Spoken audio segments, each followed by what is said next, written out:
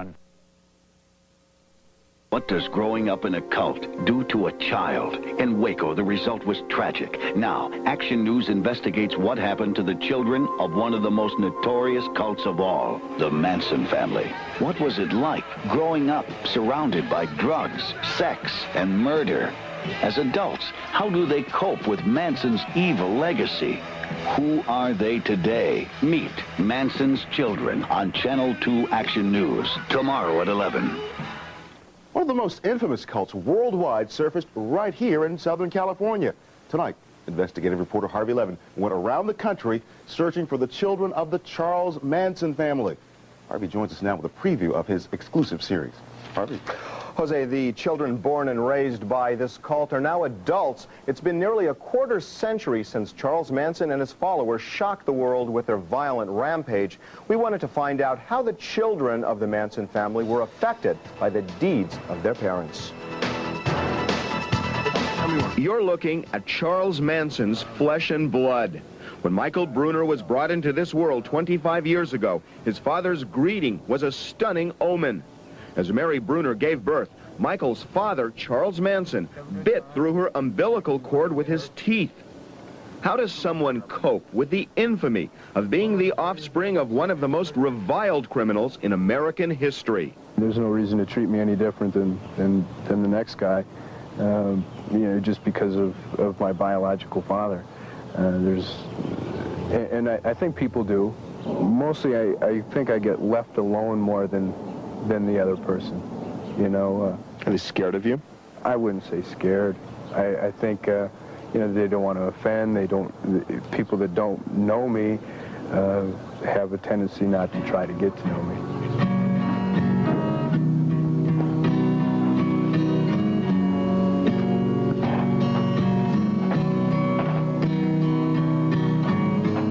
There are other Michaels who were born into the Manson family at the Spawn Ranch in Chatsworth. A few had their first glimpse of the world in a jail ward. I was chained down, and the doctor came at the last minute and said, "I'm not going to deliver this baby unless you unchain her." And they finally conceded they would take one leg and give me a long chain so I could move a little bit. The parents chose to join the Manson family, but the children had no choice. More than a dozen children lived with the family in its heyday at the Spawn Movie Ranch. Stories of rampant drug use among family members are legendary, but now we know this freedom of choice filtered down to the children. If a 3-year-old came up and I was taking a hit off a joint and asked me for a hit, I probably would have to let him experience it. In a strange way, Manson family members took their cue from the children. Indeed, family members say Charles Manson himself set the tone for the preeminence of children. We were taught that the children were the highest on the scale, especially male children first, then female children, then men, then women. Nonetheless, the children of the Manson family had no choice but to grow up in the shadow of a legacy that by all rights could haunt them for a lifetime. For Michael Bruner, his salvation was his family, not the Manson family, but relatives thousands of miles away. Shortly after the Tate LaBianca murders, when Michael was a year and a half old, he was sent here to Eau Claire, Wisconsin, to live with Mary Bruner's mother and father on this street. But in reality, Michael's grandparents became his mother and father, nurturing him, protecting him, loving him. Michael says it was the most important thing to happen in his life. I was given a second chance. You know, I was when I was very, very young, my first chance, or my first little world got rocked, and my parents gave me a second chance, and I really appreciate it. I love them a lot for it. I really do. And how does Michael Bruner feel about his biological father? He's just somebody far, far away, and he doesn't come up. For what Charles Manson did, do you think he deserved the death penalty? I don't know. I don't have an opinion. Tomorrow we'll profile Michael Bruner, Charles Manson's son. You'll hear how he grew up. We'll tell you about the problems he had no choice but to confront. He'll talk about his own family, what he plans on telling his child about grandfather Charles, who now wants to reestablish family ties. And that's tomorrow on Action News Nightcast at 11. Jose and Penny. It'll also be interesting to find out how you found them, too. Yeah, we'll talk a little bit about that. This was not an easy task. These are not people who were seeking out publicity, but they were willing to talk with us. I'm kind of easygoing, laid back,